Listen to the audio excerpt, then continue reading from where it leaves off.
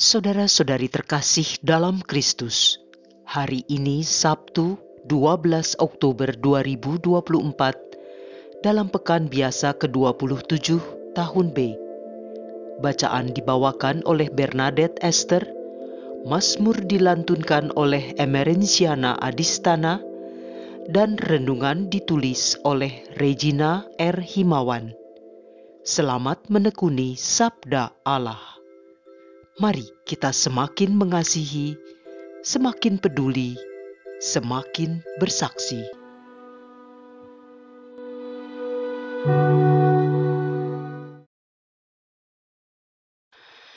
Dalam nama Bapa dan Putra dan Roh Kudus. Amin.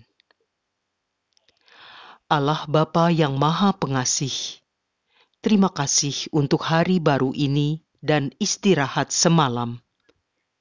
Hari ini kami kembali ingin mendengarkan dan merenungkan sabda-Mu sebagai tuntunan hidup agar kami semakin dekat kepadamu dan semakin mencintai-Mu.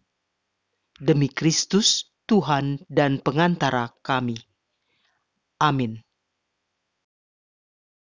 Bacaan dari surat Rasul Paulus kepada jemaat di Galatia, bab 3 ayat 22 sampai 29.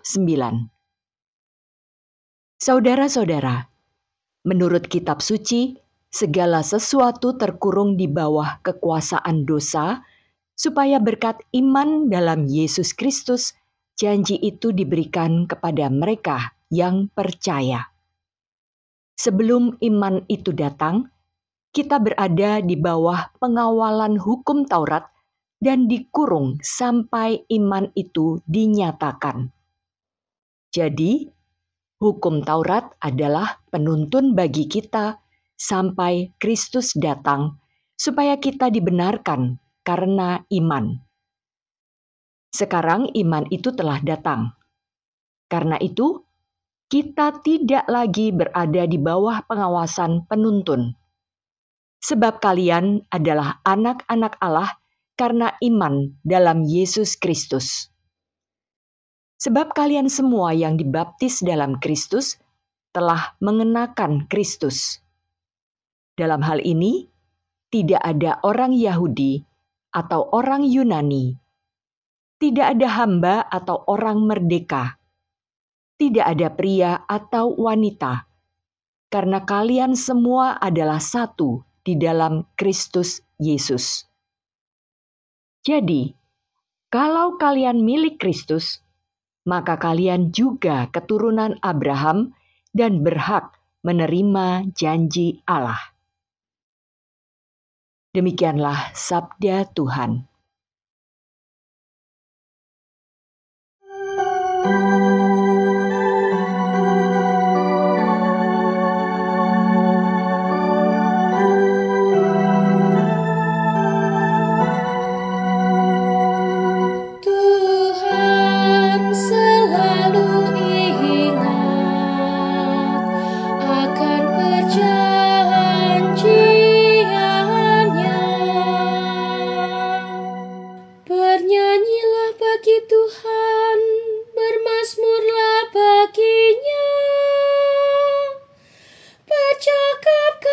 Segala perbuatannya yang ajaib.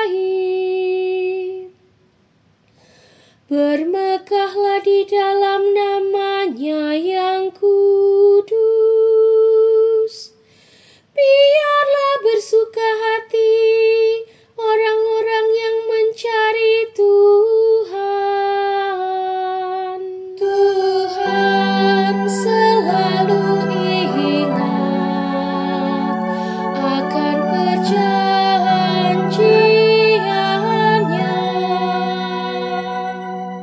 carilah Tuhan dan kekuatannya, carilah selalu wajah-Nya. Ingatlah perbuatan-perbuatan ajaib yang dilakukannya, mujizat dan ketetapan-ketetapan. 'Yan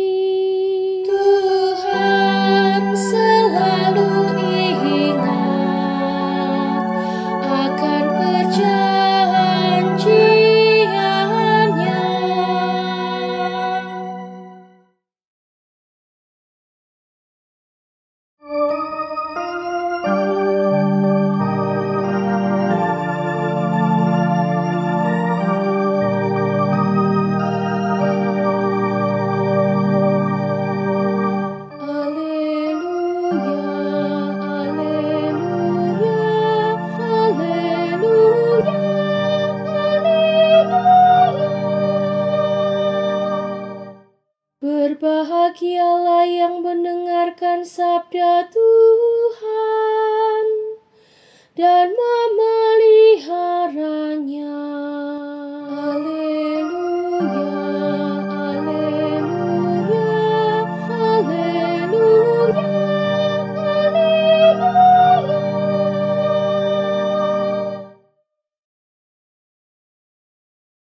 Inilah Injil suci menurut Lukas, bab 11 ayat 27 sampai 28. Pada suatu hari, ketika Yesus sedang berbicara kepada orang banyak, berserulah seorang wanita dari antara orang banyak itu dan berkata kepada Yesus, "Berbahagialah ibu yang telah mengandung dan menyusui engkau." Tetapi Yesus bersabda, "Yang berbahagia ialah mereka yang mendengarkan sabda Allah dan memeliharanya." Demikianlah sabda Tuhan.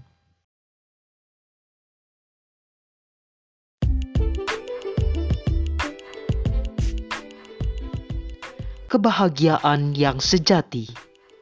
Renungan dibawakan oleh Maria Monica.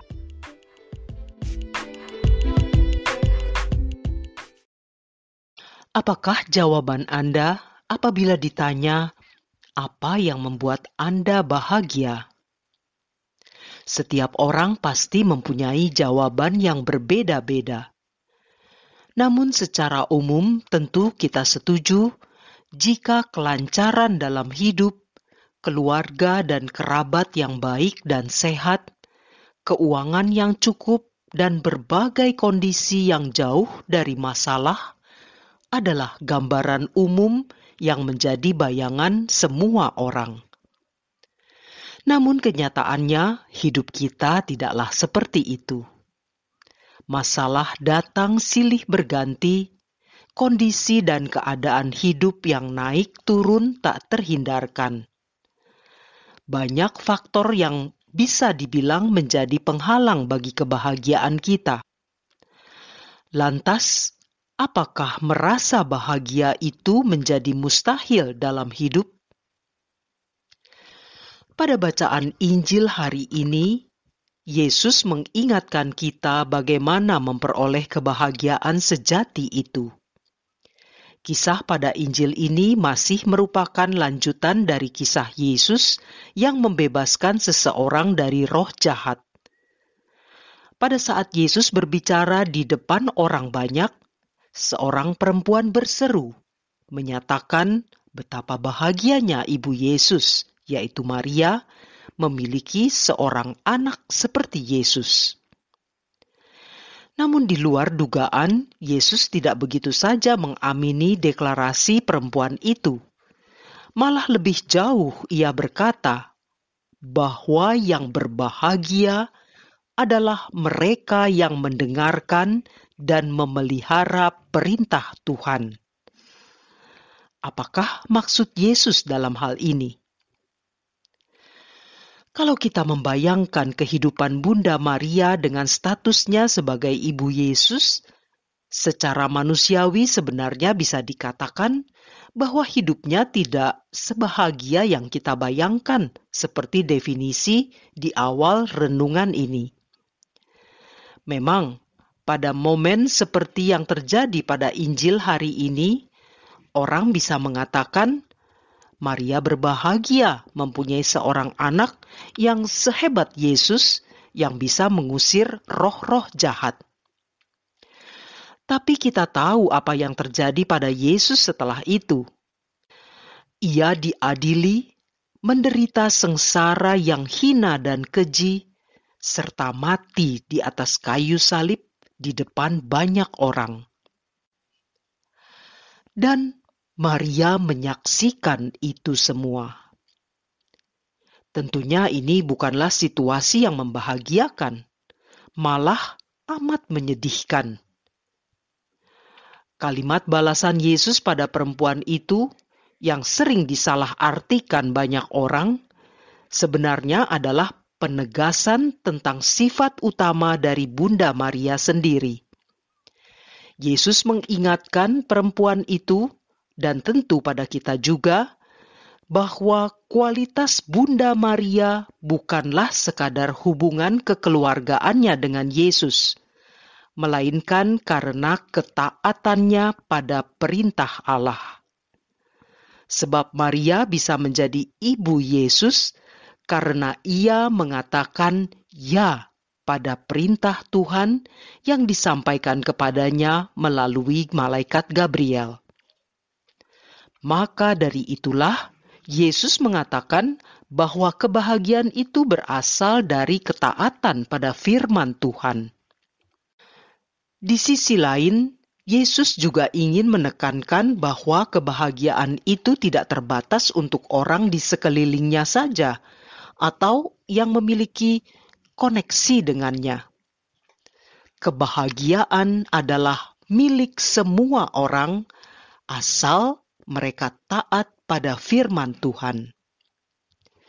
Bahkan ditekankan oleh Rasul Paulus pada bacaan pertama, tidak ada lagi hamba atau orang merdeka, laki-laki atau perempuan, semua dipersatukan di dalam Kristus Yesus menjadi milik Kristus, sehingga berhak menerima janji Allah.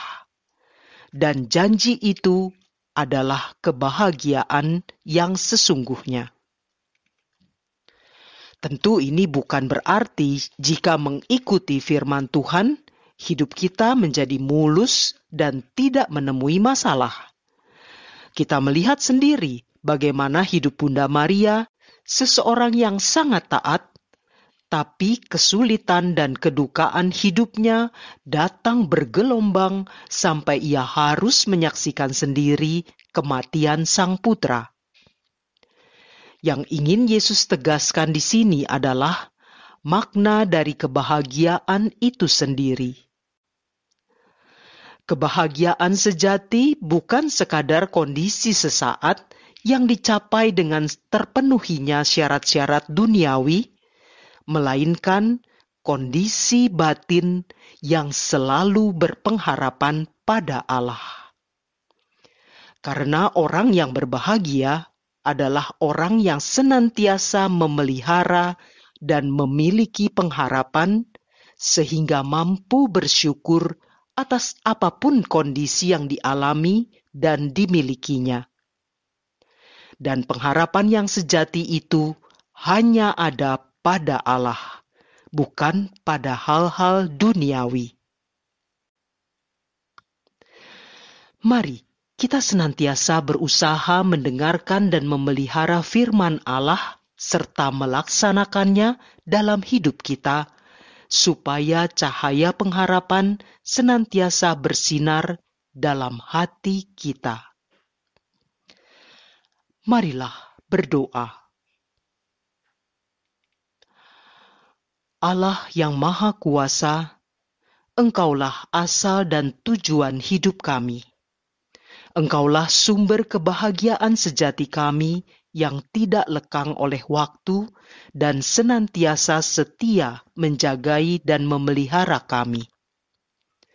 Mampukan kami agar seperti Bunda Maria, kami juga dapat bersetia dan taat, sehingga kami boleh mengecap kebahagiaan sejati yang hanya berasal dari Engkau. Demi Kristus, Tuhan dan Juru Selamat kami.